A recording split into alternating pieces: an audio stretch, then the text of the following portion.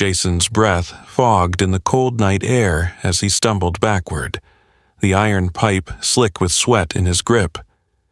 Blood from a fresh gash on his cheek trailed down to his collarbone, warm against the chill. Across from him, the man who once stood at the pulpit each Sunday, dressed in robes and righteous calm, now emerged from the trees like a shadow unmasked. Pastor Charles's eyes gleamed with something far removed from faith. "You shouldn't have opened that box," he said, voice low and coarse. Max growled beside Jason, muscles coiled. "Ready. Before we begin this unforgettable story, would you mind sharing where you're from in the comments, and if stories of love, loyalty, and second chances move you? Please give this video a like and consider subscribing." The sky above Oak Ridge was painted in hues of gray, thick clouds hanging low as if mourning the loss of someone truly beloved. The small American town, nestled between pine-covered hills in Vermont, had always been a quiet place where people knew each other by name and secrets seldom lasted. But today, silence reigned, not the peaceful kind, but the kind that wrapped around you with tension. The funeral of Eleanor Whitmore was underway. Eleanor had been the town's unofficial grandmother. At 82, she was remembered not for wealth or accolades, but for how she made people feel. She was petite, with a soft, rounded figure, always in floral dresses and a knitted shawl, her gray curls neatly pinned back. She ran the community library until arthritis slowed her down. But even then, she continued to bake for fundraisers and read to children at the church.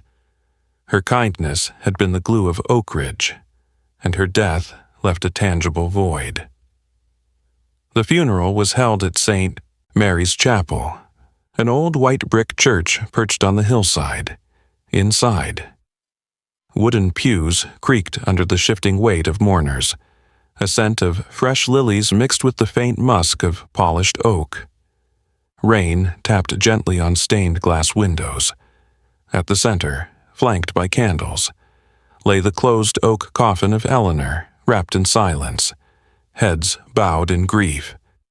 At the foot of the casket sat Max. Max was Eleanor's beloved German shepherd, a noble dog of 7 years. He had a thick sable coat with golden brown eyes that seemed almost human in their expressiveness. Towering and muscular, Max had the posture of a guardian and the soul of a companion. Since Eleanor's passing, he'd barely eaten. That morning, he refused to leave the front porch until someone gently led him to the chapel. At first, Max lay still by the casket, head low on his front paws. But as the service proceeded and Pastor Charles began the eulogy, Max rose. He stiffened, ears pointed, and eyes locked on the coffin. A deep growl formed in his throat. Pastor Charles Arlington was in his late 50s, tall and lean, with neatly combed salt and pepper hair and always seen in a charcoal robe. He had the demeanor of a man who prided himself on order.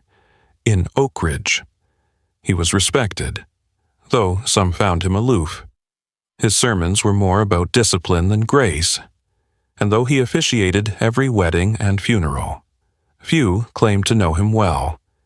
Rumor had it that decades ago, he'd returned from a long missionary stint in South America a changed man, less warm, more measured.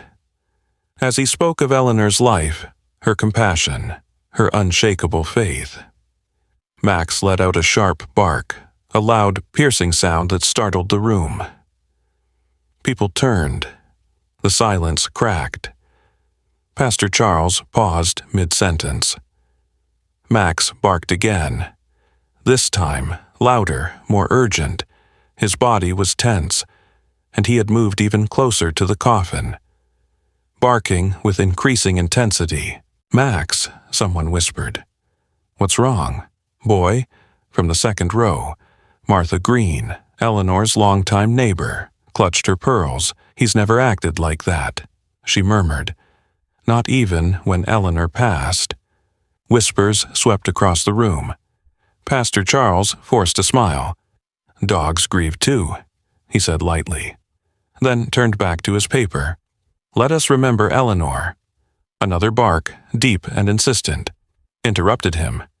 Max now paced slightly, growling, his eyes fixed not just on the coffin, but on Charles. Jason Bennett had been sitting near the back. He was new to Oak Ridge, having moved just 2 months ago, a man in his mid-30s with a solid build, dark, close-cropped hair, and eyes that always seemed to be scanning. Jason was a retired U.S. Army veteran. Medically discharged after an IED incident in Syria left him with shrapnel scars across his ribs and a tendency to distrust first impressions. Jason had only met Eleanor twice. She brought him a homemade pie when he moved in and lent him a book about Oak Ridge's founding. But in those brief encounters, her warmth had reached him. Now, as he watched Max bark with intensity and saw the strange stiffness in Pastor Charles's posture, Jason's instincts flared. There was something wrong. Pastor Charles wiped his forehead. Though the chapel was cool, could someone please take the dog outside? His voice was tight, the practiced calm beginning to crack. But Max wouldn't budge. His barking ceased for a second, only to be replaced by a low growl as his gaze narrowed, head tilting. He moved to the side of the casket, pressing his nose against the lower panel, and began to whimper. Jason stood. "Let him be," he said, his voice steady but firm. All eyes turned to him. "He's trying to tell us something." Jason added. Charles frowned. "Mr. Bennett, this is highly inappropriate. So is pretending nothing's wrong when something clearly is." Jason walked toward the front. Max looked at him and, for a moment, stilled. Their eyes met. Jason crouched beside the dog, gently scratching his ear. "It's all right, boy, you're not alone." Max let out a soft huff, then returned to growling at the coffin. People shifted uncomfortably in their seats. The tension in the chapel thickened. Jason looked up at Charles. "Why are you sweating?" "Reverend, it's cold in here." The pastor blinked, caught off guard. "I'm going to stay right here with the dog." Jason continued, "Until I know what's going on." The chapter ends with the chapel cloaked in murmurs and unease. Outside, thunder rumbles faintly in the distance. Inside, the old order begins to crack. The next morning, Oak Ridge remained blanketed in silence, the kind that comes after a disruption no one knows how to discuss. Jason hadn't slept. Max had curled up beside his bed, twitching in his dreams as if still hearing unseen voices. The funeral had raised more than eyebrows. It had opened something. Jason could feel it, guided by instinct and Max's behavior. Jason made his way to Eleanor's cabin just as dawn was cutting through the fog. The small wooden structure sat on the edge of the forest, hidden beneath an arch of elm trees. The front porch sagged slightly, its railing wrapped in vines. The house looked forgotten already. Max led the way up the steps, tail stiff, ears alert. Jason knocked softly, though he knew no one would answer. The door creaked open with the gentlest push. Inside, the cabin smelled of lavender and old paper. Dust glinted in shafts of morning light. Books were piled neatly. Photographs lined the mantel. Eleanor as a young girl, with a man Jason assumed had been her husband, and one of her holding Max as a puppy. Jason walked slowly through the living room. Everything felt undisturbed. Too undisturbed. A narrow hallway led to a back room, Eleanor's study. Max stopped in the doorway and whined. Jason entered. Scanning the desk, he opened drawers, flipped through notebooks, and found nothing but lists and old letters until he spotted a thick book on the lower shelf of a side cabinet. It was a ledger. As he pulled it out, A folded envelope dropped to the floor. Jason picked it up, his name written on the front in Eleanor's tidy script. He opened it, unfolded a piece of paper, and read, "If you're reading this, something isn't right. I've been watching Charles. Money's gone missing. Donations vanishing. But no one questions him. He's not the man they think he is. Be careful. Watch the church basement. Max knows." Jason sat down slowly, staring at the letter. He flipped through the ledger, pages and pages of donations, handwritten amounts, names of contributors. Most of the sums were crossed out or altered. Some pages were torn. At that moment, Max barked softly from the kitchen. Jason stood and walked over to find the dog sniffing at the floorboard beneath the sink. There, behind a loose plank, he found a small metal box. Inside were receipts, more letters, and a photograph. Charles standing behind the pulpit, holding an envelope suspiciously similar to the donation envelopes Jason had just seen. Jason exhaled sharply. There was no more doubt. Something was being hidden, elsewhere, on the opposite side of town. Jason's younger sister Emily Bennett was trudging through underbrush. Emily had arrived in Oak Ridge a few days before Eleanor's funeral.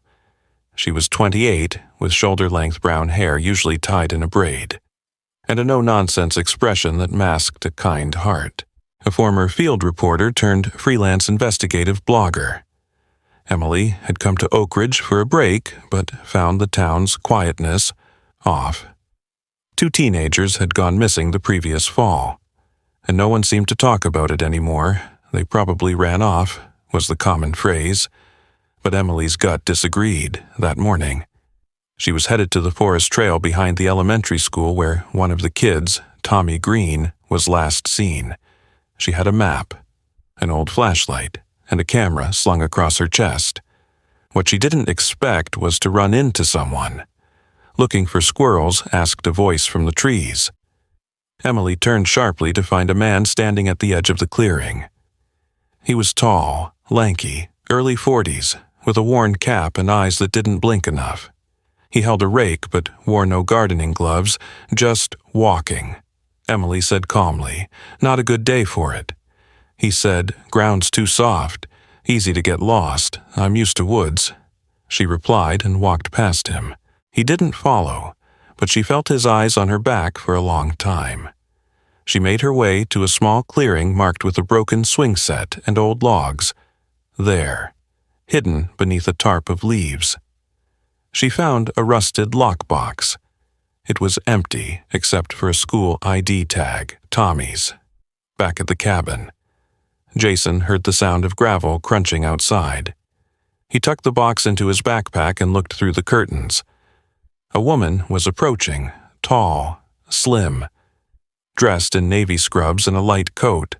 "Hello," she called. "I'm sorry if I'm intruding." Jason opened the door slightly. "Can I help you? I'm Sarah Whitlow. I helped Eleanor with her medication. I was her nurse." She extended a gloved hand, soft-spoken but confident. Sarah had auburn hair pulled back into a ponytail and wore the weary smile of someone who's worked too many overnight shifts. She seemed cautious, perhaps more so since Eleanor's death. "I just wanted to check on Max." She said we were close. Jason nodded. "He's fine, still grieving." She looked at Max, who sniffed her hand and sat back down quietly. He always trusted her judgment. She said, "If he's acting up, something's wrong." Jason studied her. Did Eleanor ever mention anything odd about Charles? Sarah hesitated. She didn't like him much. Said he changed after, I don't know. She wouldn't say. Jason thanked her and watched as she walked back to her car. Once inside, he opened his phone and called Emily. "Em, I think you were right. Charles is hiding something." "You think?" she replied. "I found Tommy's ID tag in the woods. We need to talk." They agreed to meet that night at Eleanor's cabin. As the sun dipped behind the hills, Jason and Emily gathered everything they had: ledgers, photos, the tag. Max curled at their feet, eyes fixed on the door. Outside. The air thickened again, like the storm hadn't really passed. Inside the cabin, truth and dread began to intertwine. The next morning, Oak Ridge was blanketed by a dense mist. It clung to the streets like an old memory, blurring the edges of buildings and muffling every sound. Jason stood in front of St. Mary's Chapel, Max at his side, both still and quiet as statues. The church loomed above them, tall and stoic, its steeple barely piercing through the fog. Jason's mind spun with the events of the last 24 hours, the ledger, the letter, the photo, Emily's discovery. Too many coincidences. He had barely slept, haunted by the look in Pastor Charles's eyes during the funeral, by Max's restless pacing and low growls at the foot of his bed. He had come to the church not by logic, but by instinct, and Max, the dog, had woken him before dawn, barking once at the door and pacing until Jason followed. He brought a flashlight and gloves, and as they stepped into the church through a side door, Max knew from years of following Eleanor. Jason felt an unease that didn't quite come from the cold. The chapel inside was dim and empty. Pews sat in solemn rows. Max sniffed at the altar, then walked directly to the pulpit. Jason followed, heart thudding as Max pawed at the base of the platform. Jason knelt, ran his fingers along the old wood, and tapped lightly. One board gave a hollow sound. He grabbed the edge and pulled. Dust burst upward as a section of the platform lifted like a trapdoor, revealing a narrow staircase descending into darkness. Jason turned on his flashlight. The air that rose from the stairs smelled of damp stone and mildew. Max hesitated, then took the first step. Jason followed. The stairs creaked under his weight, leading to a basement corridor carved from stone. At the end was a rusted metal door with a keyhole. Jason pulled the ring of keys he had taken from Eleanor's cabinet. One fit with a sharp click. The door swung open. Inside was a small vault-like room. Cool, quiet, and still. A table stood in the middle, covered with paper records and envelopes.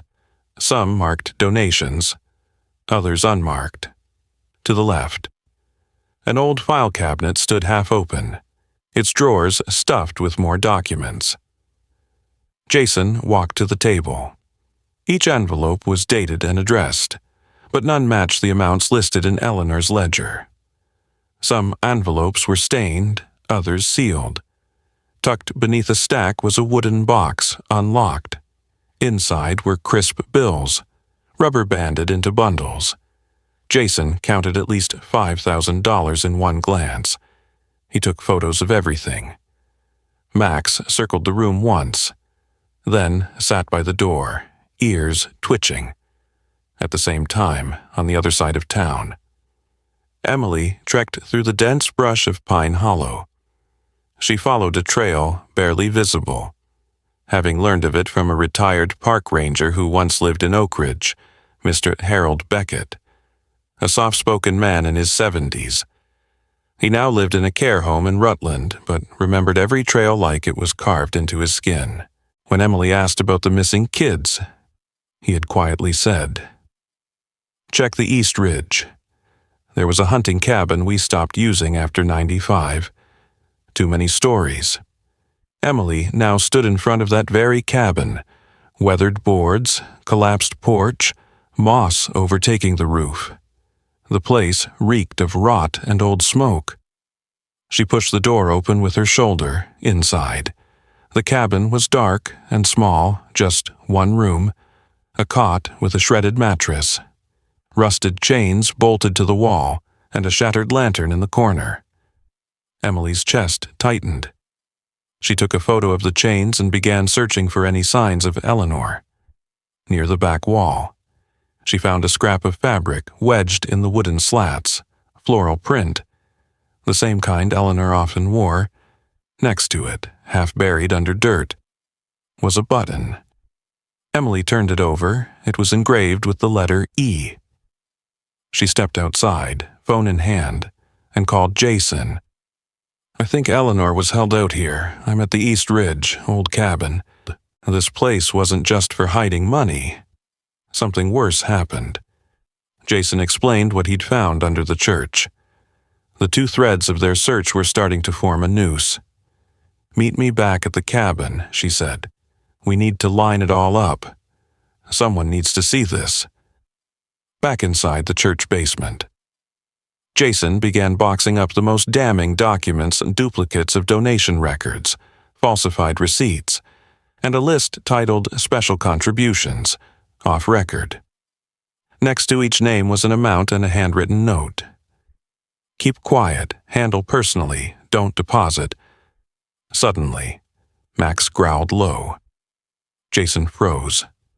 Footsteps echoed above. He grabbed the box, turned off the flashlight, and pressed himself against the wall. Max growled again, then went silent. The footsteps faded. Jason didn't wait. He slipped out the way he came, covered the trap door, and hurried out the side entrance. That afternoon, Jason and Emily sat in Eleanor's cabin. The table between them was covered with evidence. Jason's photos, Emily's camera, the fabric swatch, the box from the church.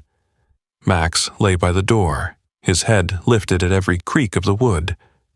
"What now?" Emily asked. Jason shook his head. "We can't go to the sheriff, not yet." Sheriff Colton Miles was a gruff man in his 60s with a limp from a rodeo accident in his youth, a man of routine. He ran Oak Ridge with the philosophy that what's quiet stays quiet. He wasn't corrupt, but he avoided disruption like it was disease. Jason doubted he'd believe them without undeniable proof. "We need someone who'll listen," Jason said. "Maybe Sarah." Emily nodded. If she was close to Eleanor, she might have heard something. As twilight settled, Max barked once, short, sharp. Emily and Jason turned toward the window. A figure moved across the lawn, a woman. Tall, hair pulled back in a loose ponytail. It was Sarah. Darkness settled over Oak Ridge with an unusual weight. The wind rustled through pine trees like whispers carrying secrets, and clouds slid across the moon in slow procession. In Eleanor's cabin, Jason, Emily, and Sarah sat under the dim glow of a hanging oil lamp. The room quiet save for Max's soft breathing near the door. Sarah Whitlow had returned unexpectedly, holding a folder of her own. She looked more composed than she had that morning, but her dark green eyes were guarded, tall and slender, with a habit of clasping her hands tightly when anxious. Sarah had always been viewed as kind, but aloof. She'd lived in Oak Ridge for 3 years and worked the night shift at the nearby nursing home.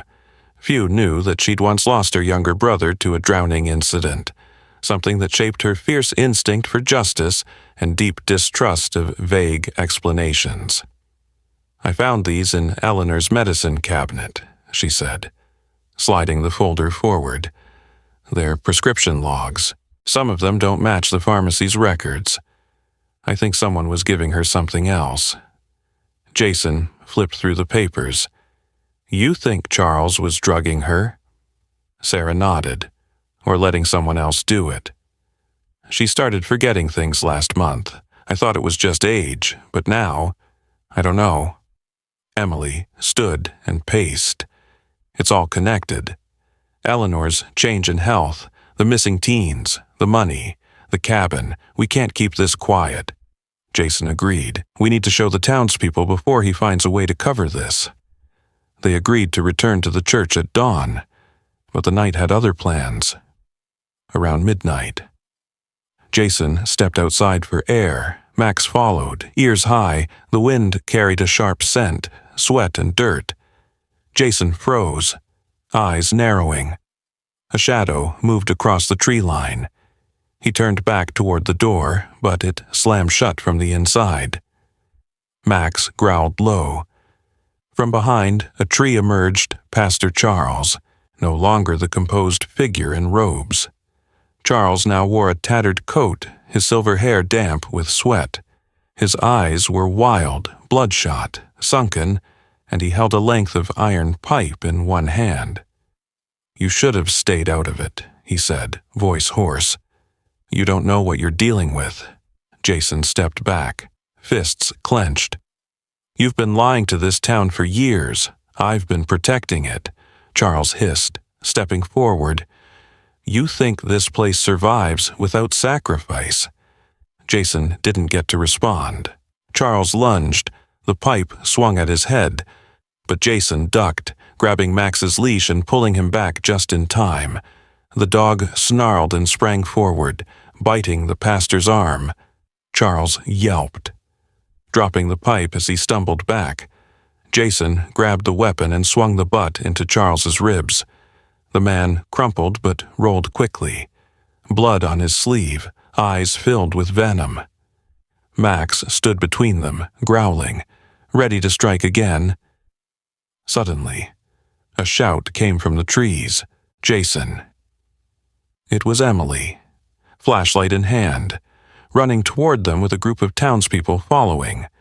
Among them was Ethan Granger, a local mechanic known for his booming laugh and calm temper, now pale-faced and grim.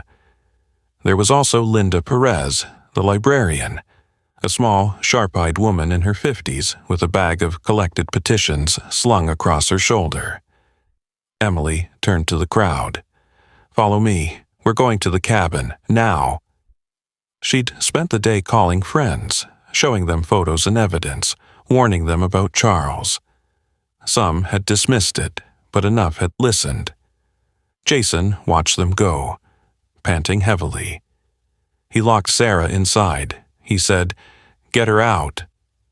Ethan ran toward the door with a crowbar, pried it open, and Sarah stumbled out, coughing. He broke in, she said, tried to cut the power. I blocked the hallway.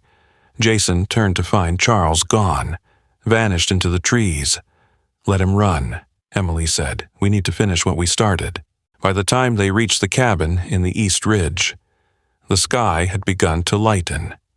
Inside, the townspeople stood in stunned silence. Chains on the wall, shredded bedding, scattered objects, every detail more damning than the last. From the shadows behind the cabin, a weak voice called out. Ethan turned with the flashlight. Over here beneath a tarp, curled in a fetal position, was a girl, maybe 16, dirt-smudged, trembling. Her name was Ellie Mason, missing for nearly 2 months. "She's alive," Sarah whispered. They carried her out gently. Max sat beside her and let her rest against his side, the warmth of his body keeping her calm. As the sun rose, the group made their way back to the church, this time. They entered not in mourning, but in resolution. Jason climbed the pulpit and laid the evidence before them. Ledgers, envelopes, the file Sarah found, Emily's photos, even Ellie's hospital ID from her jacket. There was no longer a question. Pastor Charles had betrayed them all, and just before they left the church to call the authorities, a noise from the back drew everyone's attention. Charles stood in the doorway, bloody, desperate, eyes wild. "You think this is justice," he yelled. "You don't understand." Jason stepped forward. "No, but we saw the truth," and then Max lunged, not in violence but to stand guard between the people and the man who'd tried to control them through fear. Charles dropped to his knees. The spell was broken. The air over Oak Ridge had changed. In the days following Pastor Charles's public collapse and arrest, the mist that clung to the town like an old wound began to lift. The sky, once gray and heavy, turned clear, revealing crisp blue mornings and golden autumn light spilling across rooftops. Birds returned to the eaves of St. Mary's Chapel, and townspeople gathered not in hushed fear, but in cautious optimism. Pastor Charles was taken into custody by state officers after Sheriff Colton Miles, finally presented with undeniable evidence, made the call himself, the sheriff. A broad-shouldered man who had long believed silence protected his town, now stood humbled. His reputation weathered, but his conscience lighter. He promised transparency moving forward. Oak Ridge deserves to heal, he told the reporters who came sniffing for scandal, and will do that. Brick by honest brick, inside the town square, beneath the newly raised flag, stood Jason Bennett. He was no longer just the quiet veteran with the haunted gaze. Now, he was Jason, the man who risked his life to expose a predator hidden in plain sight. Standing beside him was Max, his loyal German shepherd, now known throughout the county as the dog that barked for justice. Max had changed, too. His fur still shone with that sable gleam, his posture alert and noble. But he was no longer just Eleanor's dog, he was Oak Ridge's guardian. Children, who once feared his towering frame, now rushed to pet him. One girl, Lily Morgan, a shy 7-year-old with large glasses, gave him a medal made of cardboard and string that read, "True Hero." Max wore it proudly. Emily stood off to the side, holding a camera and notebook, talking to a tall man in a corduroy jacket. His name was Robert Lang, editor of the local paper, the Oak Ridge Ledger. Robert, in his early 50s, had a warm face and an observant nature. He rarely spoke unless it mattered. Emily had submitted her story, along with photographs and interviews, and Robert offered her a full-time position on the spot. "You've got guts and brains," he said, tapping her notepad, "and you brought truth to this town when we forgot how to demand it." Emily smiled, the kind that hadn't graced her face in months. She had come to Oak Ridge looking for rest. She found purpose nearby. Ellie Mason, the girl found in the woods, sat on a bench wrapped in a borrowed coat. Drinking hot cocoa, her parents, Mary and Bill, had returned from Arizona as soon as they were notified. Both were middle-aged, sun-worn, and visibly shaken. Mary, a petite woman with auburn curls and tear-streaked cheeks, kept gripping her daughter's hand as though afraid to lose her again. Bill, a wiry man with a rigid jaw and calloused hands, had barely spoken a word, but his eyes never left Ellie. Doctors said she would need time to heal, but she had survived, and survival, for now, was enough. That evening, a town meeting was held on the church lawn. Instead of sermons, there were conversations. Ethan Granger and Linda Perez volunteered to lead a council to monitor community funds. Sarah Whitlow offered to coordinate a rotating check-in program for elderly residents to ensure no one was ever neglected or manipulated again. Her loss, buried deep within her own past, now found redemption in the care she promised others. Jason was asked to speak. He stood in front of the crowd, Max seated calmly at his side. "I didn't come to Oak Ridge looking to fight," he began. "I came to forget, but Eleanor didn't let me. She reminded me that small towns can hold big hearts, and sometimes big secrets. It took a dog to remind me that truth has a bark, and it won't be silenced." He looked down at Max. "We're staying." The applause was quiet at first, but built steadily, not for show, but for solidarity, afterward, as twilight rolled in and lanterns glowed beneath tree branches. Emily sat on the porch steps of Eleanor's cabin, typing on her laptop. Jason approached, holding 2 mugs of cider. "You think Oak Ridge will be all right?" he asked. Emily nodded. "It's scarred, but not broken, maybe stronger now." They watched the town below, lights in windows, laughter, for the first time in a long time. Peace didn't feel like pretending inside. Max lay by the fireplace, curled in his usual spot. The medal from Lily still hung from his collar. His ears twitched at every sound, but he no longer growled. Outside, the trees swayed gently in the wind, whispering not secrets, but songs of a town reclaimed sometimes. The most unexpected voices carry the greatest truth. In Oak Ridge, it wasn't power or authority that saved the town. It was the unwavering loyalty of a dog, the courage of those who dared to question, and the hidden strength of a quiet community that rose when truth needed light. Through pain and struggle, justice was revealed, and healing began. This story reminds us that miracles don't always come with thunder and light. Sometimes, they come in the form of a loyal companion, a whisper of intuition, or a stranger with a brave heart. Perhaps it was no coincidence that Max barked when he did, perhaps in that moment. God chose to speak through a creature no one expected. In our daily lives, we often walk past signs, ignore our instincts, and let silence fill spaces where truth should echo. But if we listen closely, with faith, with courage, we may just find that even in the darkest hour, light is waiting to break through. Never underestimate what God can do with small moments and open hearts. If this story touched you, share it with someone who needs to remember that faith still moves mountains. Leave a comment below and say Amen if you believe in the power of truth, loyalty, and God's protection. Subscribe to the channel for more stories that remind us what truly matters. And may God bless you and your loved ones always.